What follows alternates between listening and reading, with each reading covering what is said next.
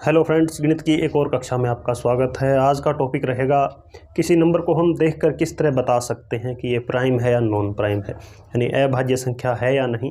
हम किस तरह उनकी पहचान कर सकते हैं। तो सबसे पहले हमें ये जानना आवश्यक होगा कि कोई संख्या प्राइम कब होती है, यानी अभाज्य संख्या कहते किसे हैं। कोई आपको एक नंबर दे, जैसे आपको दे दिया है 23, आपको नंबर दिया है, तो 23 के अंदर हमें पता है कि इसको भाग करने वाली संख्याएं कौन कौन से, एक तो 1 भाग करेगा और एक 23, यानी दो ही नंबर इसको भाग कर सकते हैं और कोई ऐसा नंबर नहीं है जो इसको पूरा पूरा डिवाइड कर सके। यानी इसके कितने फैक्टर हो गए, 23 के मेरे पास 2 फैक्टर हैं। तो जब 2 ही फैक्टर होते हैं, एक तो 1 और एक वो संख्या खुद, तो वो नंबर क्या होता है, प्राइम होता है। जैसे आपको एक और नंबर ले 9 को कौन कौन सा नंबर डिवाइड करता है, 1 और 9, यानी 2 तो ये करेंगे ही हमेशा, प्रत्येक नंबर के 2 तो होते ही होते हैं। इसके अतिरिक्त और कोई भी आ जाए, जैसे 3 आ गया, 3 9 को डिवाइड करता है पूरा पूरा, तो इसके 3 फैक्टर हो चुके हैं। तो इसका मतलब 9 एक प्राइम नंबर नहीं है।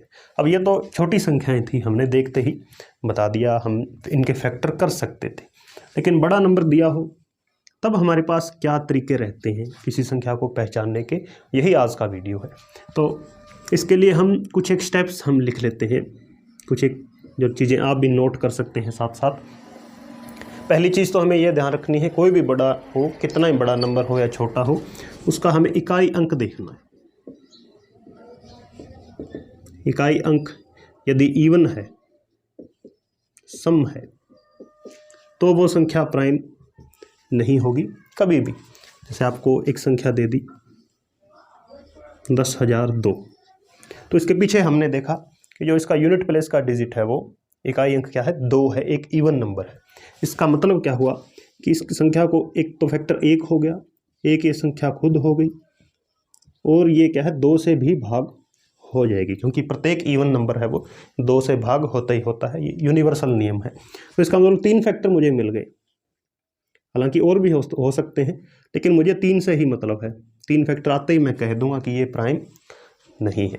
तो एक चीज़, पहली चीज़ ध्यान रखनी है, आपको जो भी ऑप्शन के अंदर 4 ऑप्शन आपको दिए होंगे, सबसे पहला काम आपने पहचानना है कि उसका यूनिट डिजिट क्या है, इकाई अंक क्या है।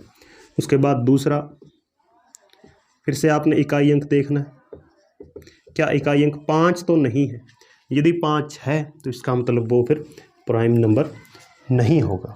हम नहीं वाले चीज़ें काउंट कर रहे हैं, जो बचेगी फिर उनके अलग तरीके होंगे। तो आपका इकाई अंक आपने देखा 5 है, जैसे आपको संख्या दे दी 16,000, 1,60,225, तो बड़ा नंबर है, इसके फैक्टर तो किए नहीं जा सकते, लेकिन 2 फैक्टर तो मुझे पता ही है, एक तो 1 और एक ये संख्या खुद, 2 तो है ही।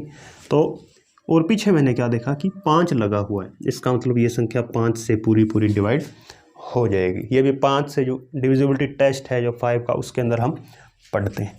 तो 2 चीज़ें हमने देखी, एक तो इकाई अंक इवन नहीं होना चाहिए, इकाई अंक 5 नहीं होना चाहिए। यदि इकाई अंक इवन है और 5 है तो इसका मतलब वो प्राइम नहीं है, मैं उसको तुरंत ही रिजेक्ट कर सकता हूँ। तो उसके बाद इसका मतलब इन दोनों चीज़ें से एक चीज़ मैं और कंक्लूड कर सकता हूँ यहाँ से, कि यदि किसी नंबर के पीछे 1 3 7 9 लगा है तो उसके चांसेस हैं कि वो प्राइम हो सकता है।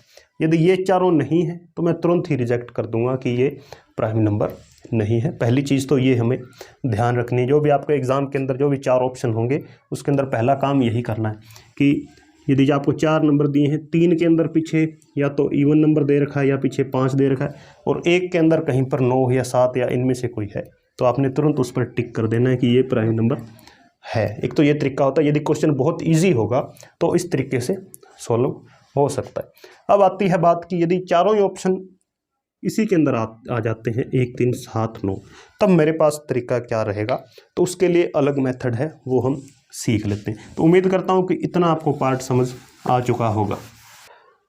जैसे आपको नंबर दे दिया हम 683 और इसकी पहचान करनी है कि प्राइम है या नहीं, तो इसके लिए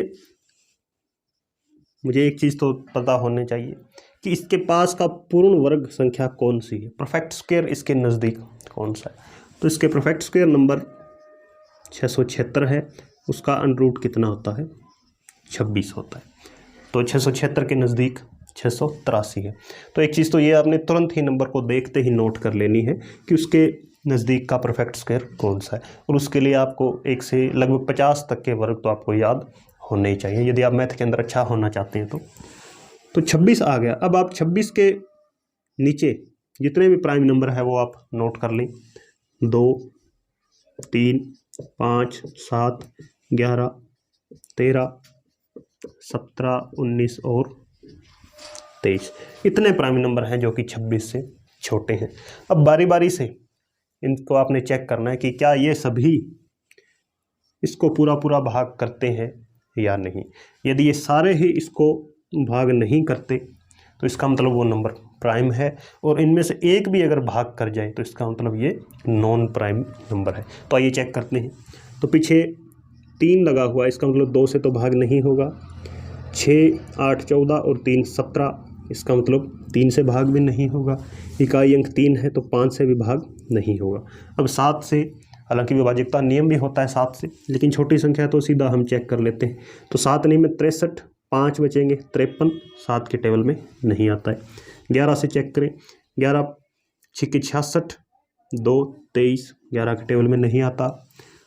13 से, 13 5 65, 3 बचेंगे 33, 13 के टेबल में नहीं आता। 17 चौके 68, फिर 3 बचेगा, 17 से भाग नहीं होगा। 19 3 57, 113, 19 के टेबल में नहीं आता। 23 दूने 46, 22, 223 भी टेबल के नहीं आता 23 के टेबल में। तो इसका मतलब ये सारे नंबर इसको भाग करने में फेल हुए। इसका मतलब मैं कह सकता हूँ कि ये प्राइम नंबर है, और इसको चेक करने का कोई तरीका मेरे पास नहीं है। इसका मैं फैक्टर भी नहीं कर सकता क्योंकि बहुत बड़े नंबर हैं, और फैक्टर करने जाओगे तो आप किस किस को चेक करोगे। 23 के बाद 24, 25, 26, इस तरह बहुत नंबर होंगे जो कि आपको चेक करने पड़ेंगे।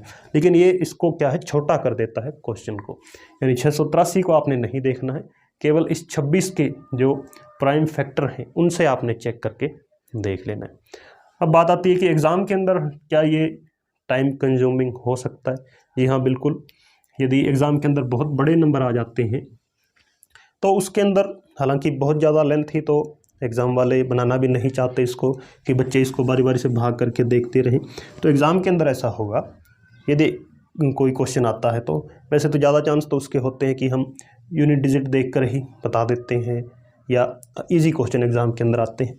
फिर भी ऐसा क्वेश्चन आता है तो उसके अंदर ऐसी संभावना ज़्यादा होती है कि वो संख्या 7 से या 11 से 13 से, यानी यहीं पर भाग होकर वो हमें मिल जाएगा। सारों को भाग करने की आवश्यकता नहीं होगी, क्योंकि बड़े नंबर के तो फिर प्राइम नंबर जो प्राइम फैक्टर इससे छोटे में यानी बहुत बड़े हो जाएंगे, तो उसके एग्ज़ाम वाले भी इसका महत्व समझते हैं। जैसे आपको एक और नंबर दे दिया 1243, और आपको कहे बताओ प्राइम है या नहीं, तो पहला काम वही करना है। उसके पास का जो पूर्ण वर्ग होता है 1225, किसका होता है वर्ग, 35 का वर्ग होता है। तो 35 के नीचे प्राइम नंबर इतने तो होंगे ही, इसके साथ एक आएगा 29 और 31। अब बारी बारी से इनको हम चेक करके देख लेते हैं।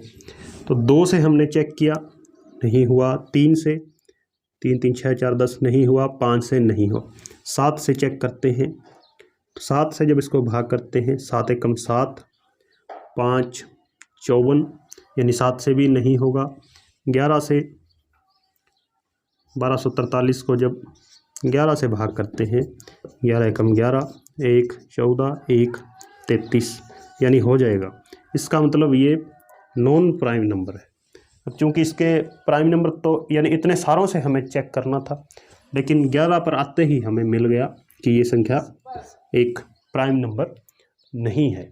तो इस तरह आपने चेक करना है, और तरीका यही रहेगा। इसके अंदर आपकी हेल्प हो सकती है कि यदि आप इन संख्याओं के आप जितनी जल्दी डिवाइड कर सकते हैं, यदि आप माइंड के अंदर जितनी जल्दी डिवाइड कर सकते हैं, उतना ही आपके लिए फ़ायदेमंद होगा।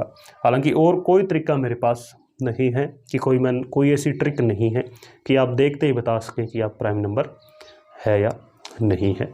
तो उम्मीद करता हूँ ये वीडियो आपको हेल्पफुल होगी। धन्यवाद।